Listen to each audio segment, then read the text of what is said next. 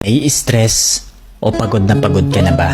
Gusto ko lang ipaalala sa'yo na kahit gaano ka ka-stress ngayon, wag na wag kang sumuko sa mga pangarap mo. Kailangan mong tandaan parati na magtiwala ka sa progress na nangyayari sa buhay mo. Kahit alam ko na minsan sobrang hirap at sobrang nakakapagod na din talaga.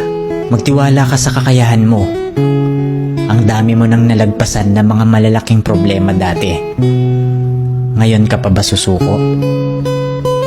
Patuloy ka lang na lumaban.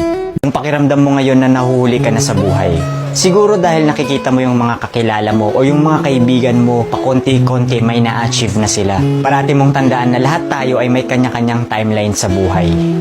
Hindi ka nahuhuli at hindi ka rin naman nauuna. Kung nasaan ka man ngayon sa buhay mo, yan ang lesson at experience na kailangan mong pagdaanan ngayon. Lahat tayo ay may sariling kwento sa buhay na makaka-inspire ng ibang tao. Sarili mong kwento yan. Kaya make sure na sulitin mo ang bawat moment at gawin mong fulfilling ang kwento mo kahit anong mangyari.